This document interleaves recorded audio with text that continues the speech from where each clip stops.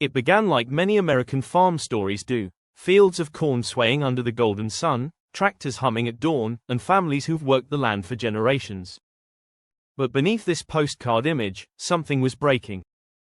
Over the past decade, American farmers have faced mounting challenges: volatile weather, changing global demand, and razor-thin profit margins. But nothing prepared them for what was coming: a catastrophic collapse that some say rivals the economic devastation of the Dust Bowl.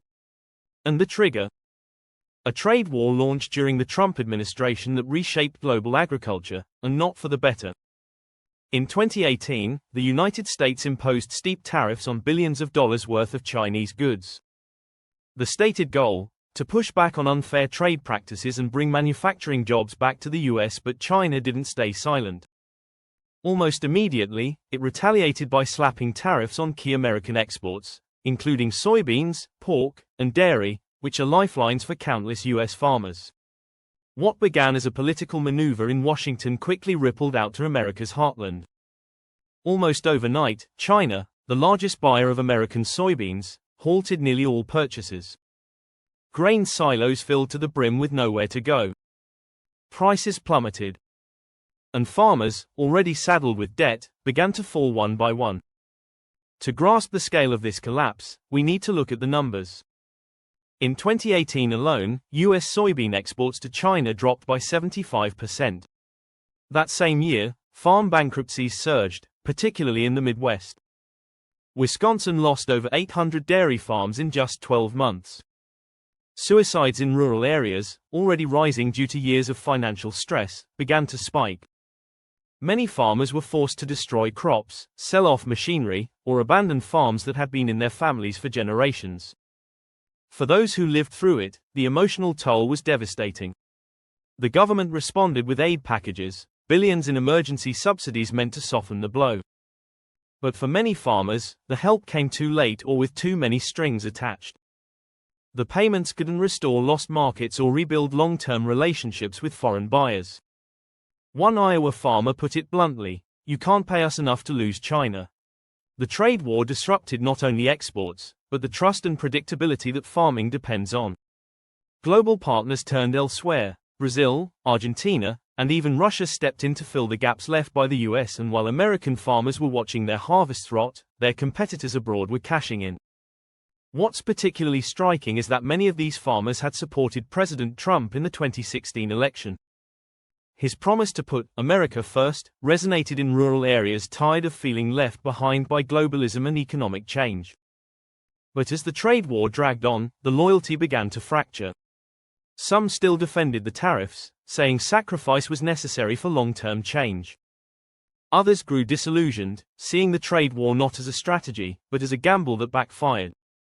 The damage wasn't just economic, it reshaped the culture of farming communities. Towns shrank. Rural banks stopped issuing loans. Equipment dealers closed their doors. In some counties, school enrollment dropped because families moved away in search of stability. Local newspapers carried stories of foreclosure auctions and crop failures. The sense of identity, of pride in feeding the nation, was shaken. Farming has always involved risk, but never before had it felt so futile. The Trump administration insisted the trade war would yield better deals. And eventually, in 2020, the Phase 1 trade deal with China was signed. It promised that China would buy $200 billion in US goods over 2 years, including agricultural products. But the pandemic hit, and those promises fell short. According to independent analyses, China never met the targets set by the deal. And while there was some recovery, many of the markets lost during the trade war never fully returned. Compounding the crisis were other issues: climate change, rising fuel costs, and corporate consolidation in agriculture. But it's clear the trade war was a tipping point. It turned an already tough environment into a financial disaster. In interviews conducted in the aftermath, many farmers likened the period to the 1980s farm crisis, or even the Great Depression. One farmer from Nebraska said, "We didn't see a storm of dust this time. But it buried us just the same," and perhaps the most haunting part: this collapse wasn't caused by drought, pestilence, or natural disaster. It was man-made. A political chess game played at the highest levels of power, where the pawns were people who grow our food. Policy decisions made in air-conditioned offices ended up deciding the fate of entire communities. As we look ahead, the lessons are sobering.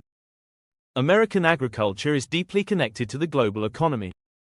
Disrupting that balance comes with consequences, real ones that don't play out on cable news, but in the slow decay of rural life. Many of the farmers impacted by the collapse are still trying to recover.